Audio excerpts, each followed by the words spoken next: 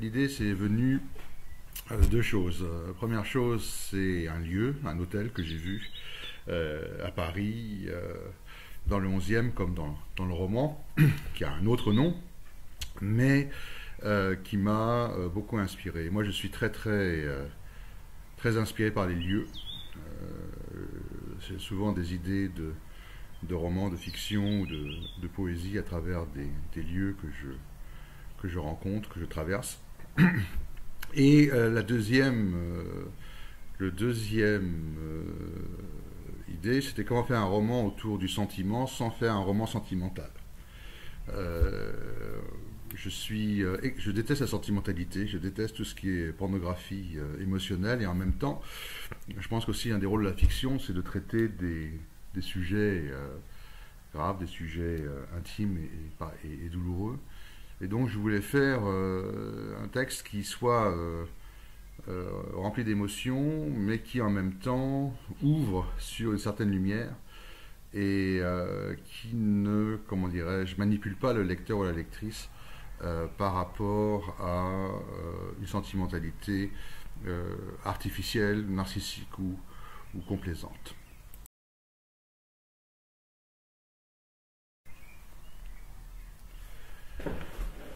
J'ai pas écrit en français pendant 10 ans, de fiction en tout cas, parce que j'habite au Danemark et que j'avais un autre projet en parallèle qui est le projet que j'ai écrit en anglais sous le faux pseudo de Seb Dubinsky, qui est The City States Cycle, qui est une série de romans de fiction spéculative autour de cités-États qui ressemblent beaucoup aux, aux États-nations dans lesquels nous vivons, et qui est une espèce de réflexion autour des enjeux politiques et économiques et autres sociétaux de cet univers. Donc, comme j'habite au Danemark, mon français est très limité dans la mesure où je parle français avec ma famille, quelques amis et mes étudiants et collègues, et c'est à peu près tout. Donc je suis beaucoup plus à l'aise en anglais aujourd'hui, presque, qu'en français. Et c'est en fait la republication de Miracetti dans vos éditions qui m'a donné envie de réécrire en français, de retenter le coup, plus la pression insupportable que Quentin Westrich, l'éditeur d'Abstraction, a forcé sur moi pour que j'écrive, pour que je recommence à écrire en français. Et donc j'avais un vieux projet qui était Hôtel des Voyageurs, mais je ne savais pas très bien où je voulais aller et ce que je voulais en faire. Et donc, peu à peu, ça s'est recomposé et j'ai décidé de m'attaquer au texte. Mais c'est très difficile au début parce que, comme j'ai dit, mon français est un français de l'étranger, maintenant. Et donc, j'ai eu du mal, pendant quelques mois, à retrouver ma voix. J'avais l'impression d'emprunter la voix d'autres écrivains français ou francophones et de ne plus me retrouver dans un milieu que je connaissais, dans lequel j'étais confortable. Mais peu à peu, ça s'est remis, la machine s'est remise en marche et ça a donné le texte que vous avez maintenant.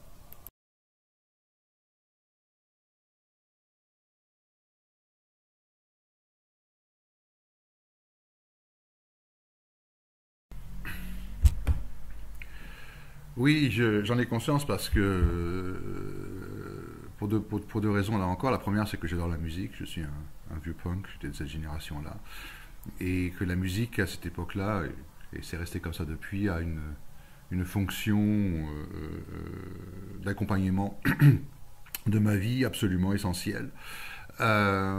Et qui me sert justement quand j'écris comme toile de fond. Je peux pas écrire un roman, je peux pas commencer un roman si j'ai pas la musique. Je me rappelle, j'avais un roman en anglais, The Song of Synth. J'ai mis 6 mois avant de vraiment m'engager dedans parce que je n'avais pas la bande son qu'il fallait. Et là, pour Hôtel des Voyageurs, c'était beaucoup plus facile et j'ai trouvé ça tout de suite. Deuxième chose, je suis aussi, ça a l'air très prétentieux, c'est pas dans ce sens-là, mais je suis poète, donc j'écris beaucoup poète mineur, j'écris beaucoup de poésie. Et plus que l'image, je dirais que le rythme est absolument important. Enfin, l'image aussi, c'est un peu stupide ce que je suis en train de dire. Mais la notion de rythme a pour moi quelque chose d'extrêmement vital et que nous lisons non pas de manière monotone mais de manière rythmique et que le texte est là pour soutenir les émotions ou les contredire évidemment par l'utilisation de rythme comme d'ailleurs c'est le cas en musique.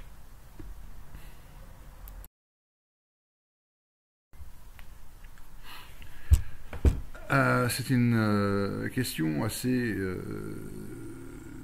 complexe parce que, en fait, j'avais pas du tout cette idée-là au début quand j'ai commencé le texte. Mais en même temps, ce qui s'est passé, c'est que j'aime lier mes romans entre eux si c'est possible. Toute la série en anglais de City States, il y a des personnages récurrents qu'on retrouve dans plusieurs romans, dans différentes situations, un peu comme dans la comédie humaine de Balzac, sans aucune comparaison entre moi et Balzac, bien entendu. Et je me suis dit, tiens, ça serait un moment... j'avais envie que l'art ait une position très très importante dans le texte, l'art et la poésie, et je me suis dit à un certain moment, ça, tiens, c'est le sujet rêvé pour lier les deux textes. Et c'est comme ça que Miracetti s'est en fait immiscé, on peut dire, dans Hôtel des Voyageurs. Et j'ai le projet, on va voir si ça aboutit, mais de faire un autre roman après celui-là, qui soit aussi lié à la fois à Miracetti et à Hôtel des Voyageurs, pour constituer une sorte de trilogie, qui est une forme que j'aime beaucoup.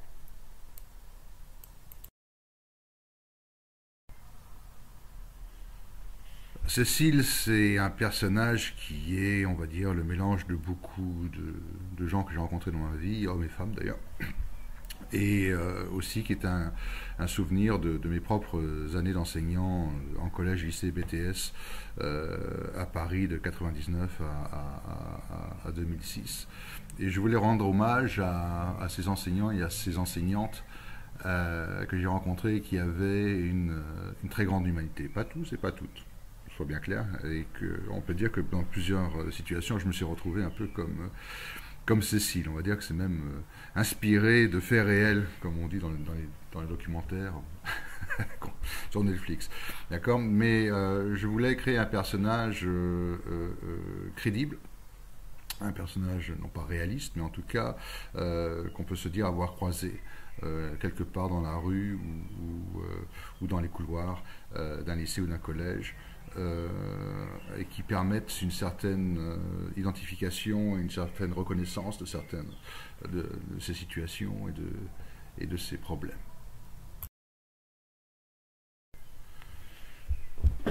La liberté dans la littérature, pour moi, c'est la liberté tout court. J'entends, comme beaucoup de gens le savent, la liberté est quelque chose qui, pour moi, est une valeur absolument essentielle. Comme dans le roman et comme chez Camus, elles ne correspondent pas aux notions de bonheur. On n'est pas, si on est libre, on ne sait pas qu'on est heureux, c'est qu'on est juste libre ou libéré.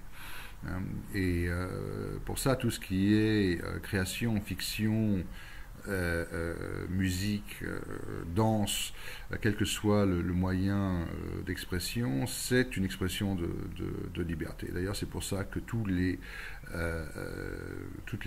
dictatures, totalitarismes ou démocratie ou semi-démocratie cherchent à contrôler d'une manière ou d'une autre la culture, parce qu'effectivement, c'est là où s'expriment toutes les libertés possibles, même les scandaleuses, même les plus parfois insupportables. Et c'est une question fondamentale de la liberté humaine, de pouvoir créer, de pouvoir s'exprimer sans être censuré, sans être bloqué, et surtout par le pouvoir, ou par n'importe quelle forme de pouvoir qui soit, qui se manifeste.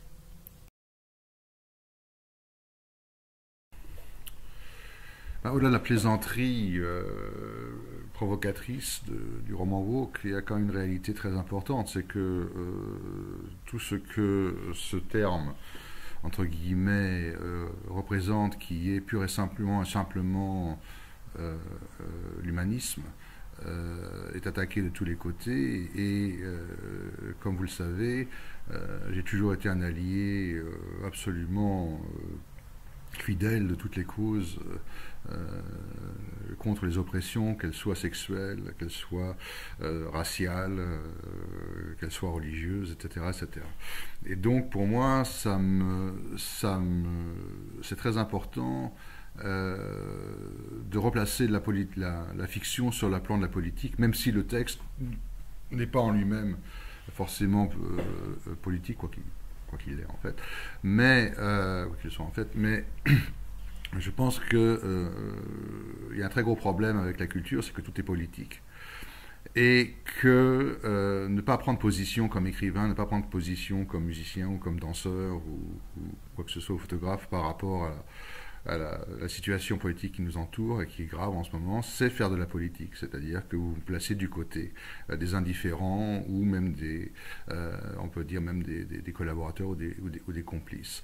Que ce soit les causes gays, queer, des racisés, etc., etc., enfin, racisés au sens d'oppression évidemment structurelle des non-blancs, etc. Ou Gaza ou tout ce qui se passe autour, si on ne prend pas la voix pour défendre ceux qui sont opprimés, je trouve qu'on perd quelque part de son identité et de sa fonction comme écrivain ou intellectuel.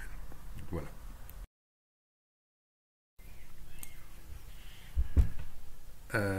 Qu'est-ce que représente l'écriture dans ma vie? Toute ma vie. Je ne peux pas concevoir de vivre sans écrire. C'est pour ça que je dis toujours à des jeunes écrivains qu'ils sont écrivains même s'ils ne sont pas publiés, que l'édition est une étape, peut-être parfois nécessaire, mais qui n'est pas forcément, comment dirais-je, la définition de l'écrivain. Donc j'ai toujours écrit. C'est pour moi une fonction à laquelle je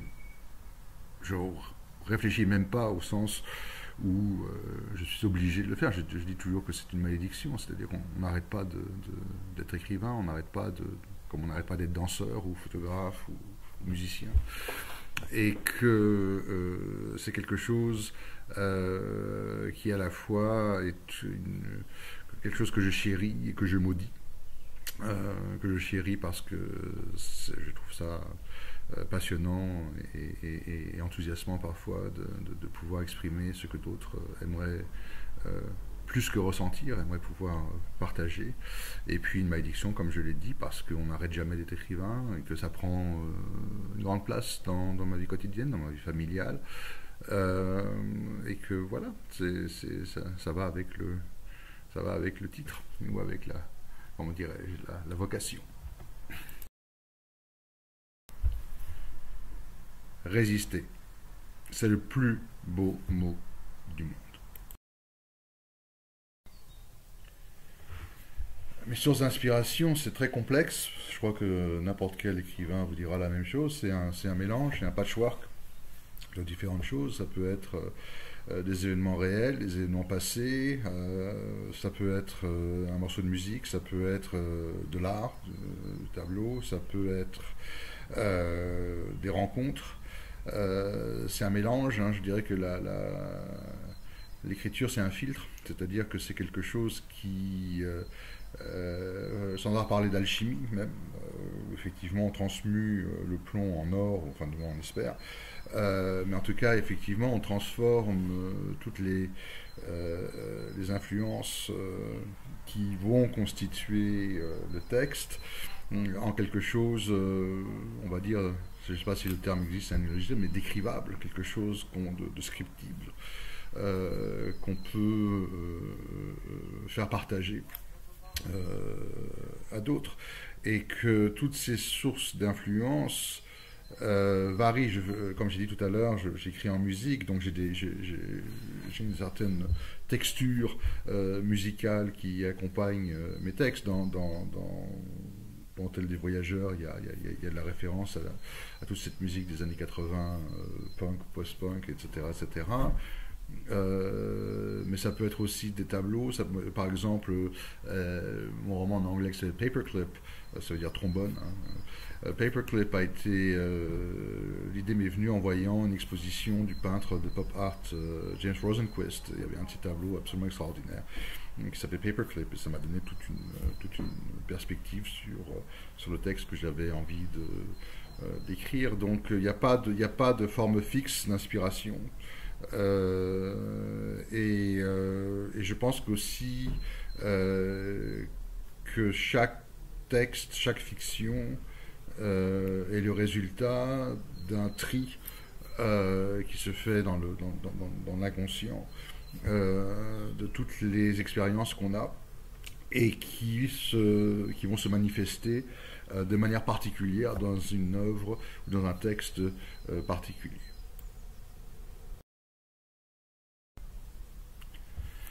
L'abstraction, ça m'évoque avant tout la peinture, Jackson Pollock, les expressionnistes abstraits que j'adore.